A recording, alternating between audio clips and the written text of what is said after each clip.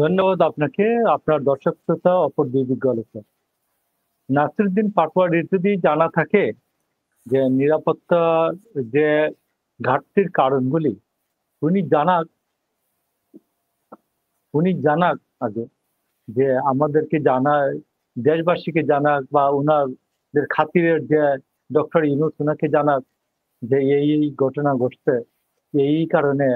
তো আমি তো জানি যে গভর্নমেন্টের দায়িত্ব হচ্ছে যে 3 দিন আর 30 দিন এক কথা নয়, 30 দিন আর 3 মাস এক কথা নয়, 3 মাস আর 1 বছর এক কথা নয়। ডক্টর মোহাম্মদ ইউনূস সারা পৃথিবী ভাইজা খাইতে পারেন, আর উনি এনএসআই ডিজি সিলেক্ট করতে পারে না, কি গভর্নমেন্টের বয়স 3 মাস হওয়ার পরে পারে না, এখন তো 1 বছর 3 মাস হইতে চলছে। এটা তো আমি যে ক্ষুদ্র মানুষ, আমাকে ওইখানে বসান, আমি 5 জন মানুষ এক্সপার্ট ডাকবো, যে এই 5 জন আমার ডিজি এনএসআই ঠিক করে দিবে। আমার 5 জন ওয়েল উইশার থাকবে এমন, যে আমাকে ডিজিএফআই এর চিফ ঠিক করে দিবে, ও জীবন দিয়ে দিবে আমার জন্য। ডক্টর ইউনূসের জন্য যদি জীবন দেওয়ার লোক না থাকে, উনি আছেন কেন? ডক্টর ইউনূসের মতো জীবন দেওয়ার মতো যদি 5 জন লোক না থাকে, ডিজিএফআই একটা চিফ বানানোর যদি লোক না থাকে, যে ডক্টর ইউনূসের জন্য জীবন দিয়ে দিবে না, এইরকম লোক না থাকে, উনি আছে কেন? He should quit. ওনার লোক তো আছে, উনি তো বলেছে যে ওনার লোক আছে, ওনাকে চাই যে বলুক, ওনার লোকেরা ওনাকে ইনফরমেশন দিতে পারে না কেন? তার কান খোলা না কেন? তার চোখ অন্ধ কেন? তার কান বধির, তার চোখ বধির কেন? চোখ অন্ধ কেন? আমার কথা হলো এইটা, আমি ডক্টর ইউনূসের বিরুদ্ধে না, আমি ডক্টর ইউনূসের কাছে আমার প্রত্যাশাটা ছিল পাহাড় সম, হিমালয় সম। এখন গিয়ে দেখি যে সাভারের টিলার থেকে ছোট। This is the problem. Hasinur রহমানের মতো একজন লোক আছে না এখানে, যে ইয়ে করে আসছে, এই আয়নাগর খেটে আসছে, তো সে তো এই নিশ্চয়ই আয়নাগর যারা খাটাইছে উনি তো চায় না।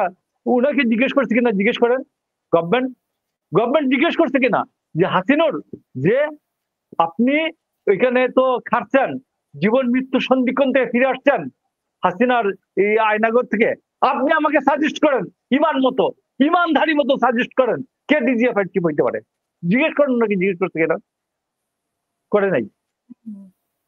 তো এখন আপনি এসে বলবেন আপনার বাচ্চা ফুলাফান এর আগে তো কতগুলো ব্লান্ডার করছে, এখন বলতে চাইছে যে এই একটার পর একটা ঘটনা। এবং আমি আপনাকে বলি যে এটা তো আমাদের দেশে নতুন না, স্বাধীনোত্তর বাংলাদেশে সবগুলি পাটের কল, এক এক করে পাটের জুট মিল এবং পাটের যে গুদামগুলিতে আগুন লাগতে শুরু করলো। আমাদের এখানে পাটকল বন্ধ হয়ে গেল, আর পশ্চিম বাংলায় এক এক করে নতুন করে পাটের কারখানা, জুট মিল স্টার্ট হলো। আমি আপনাকে বলি, আমার পাশে এই যে হবিগঞ্জে এখনো সাইহাম জুট মিল আছে, প্রফিটে আছে সাইহাম জুট মিল। আর আমরা জুট মিল এখানে একের পর এক বন্ধ করছি, বাবানি বন্ধ করছি, করিম বন্ধ করছি, আদমজি বন্ধ করছি, সব বন্ধ করছি। তো এখনো ইয়াতে কেউ মাধবপুরে, হবিগঞ্জে মাধবপুরে সাইহাম জুট মিল চলে কিভাবে? সাইহাম জুট মিল তো প্রফিটে আছে, আমি জানি এদেরকে, কথা প্রফিটে আছে। তো আপনি পারেন না কেন? আমি গভর্নমেন্ট পারি না কেন? নিশ্চয়ই কোথাও প্রবলেম আছে। তো এখন আমার কথা হচ্ছে এই নাশকতা আমি আওয়ামী লীগকে আমি এখান থেকে বিতাড়িত করছি। একটা আধিপত্যবাদের এখানে তাবেদার, আধিপত্যবাদের এখানে গুলাম, এদেরকে আমি এখানে তাড়াইছি। ওরা বসে থাকবে, আমার আরামে রাজত্ব করতে দিবে, এটা আমি প্রত্যাশা করব? আমি প্রত্যাশা করবো আওয়ামী লীগ আমাকে বলবে যে না ডক্টর ইউনূস আপনি আরামসে রাজত্ব করেন? তা তো হবে না, এটা সত্য নয়। এটা তো কল্পনা করা অলিক।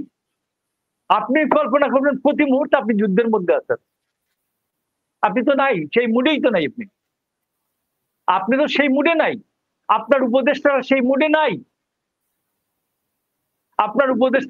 নাই, ওনারা তো বলছেন যে ওনারা সাকসেসফুল হয়ে গেছেন, ঐক্যমত্য কমিশনের রেজাল্ট হয়ে গেছে, ওনারা সাকসেসফুল, এখন নির্বাচনের দিকে ওনারা নির্বাচনে ট্রেনে চড়ে বসেছেন। ওনাদের তো বলছে না কোনো সংকটে আছেন। আমি আপনাকে বলি, ঐক্যমত কমিশন নিয়ে যেটুকুন ঝামেলা আছে, এইটা তো খুব ঠুনকো একটা ঝামেলা, এটা তো খুব ইজি সমাধান করা যেত।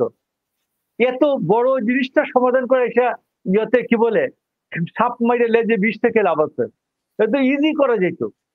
এই এনসিপি এদেরকে ডেকে সুন্দর করে বসলে এটা ইজি হয়ে যেত, কোনো সমস্যাই ছিল না।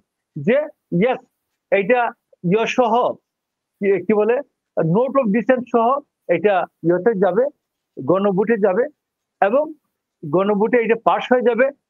যারা যারা নোট অফ ডিসেন্ট দিয়েছেন তারা ক্ষমতায় গেলে তারা নোট অফ ডিসেন্ট সহ বাস্তবায়ন করবেন। যাদের নোট অফ ডিসেন্ট নাই, পুরাটা বলছেন যে এই পুরাটাই সঠিক, তারা পুরাটা বাস্তবায়ন করবেন। ফাইন, এটা তো কোন সমস্যা না, কোন সমস্যার কারণ তো না। এটা প্রতিনিয়ত যুদ্ধের মাঠেও জিজ্ঞেস করেন, প্রতিনিয়ত যুদ্ধের মাঠেও বহু কিছু সমাধান করা হয়। যারা কমান্ডার, এই যে উনি তো লেফটেন্যান্ট কর্নেল বা কর্নেল ছিলেন হাসিন ভাই, তারা যুদ্ধের মাঠেও সমাধান করেন বহু ঝামেলা।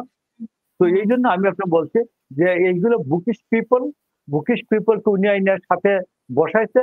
এইগুলোর মাঠে কাজ করার যোগ্যতা নাই, অভ্যাস নাই, হাইকোর্টে কাজ করার অভ্যস্ত না, পার্লামেন্টে তো কাজ করার ইয়েই নাই, অভিজ্ঞতা নাই। তো এই কারণে এইগুলো থাকছে, এবং এইগুলো পলিটিক্যাল ডিসিশন, পলিটিক্যালি রিজলভ করার কতগুলো কৌশল আছে। যারা পলিটিক্যালি রিজলভ করে অভ্যস্ত, এদের উপর এগুলো ছাড়তে হয়, যেটা রিজলভ করে আনবে।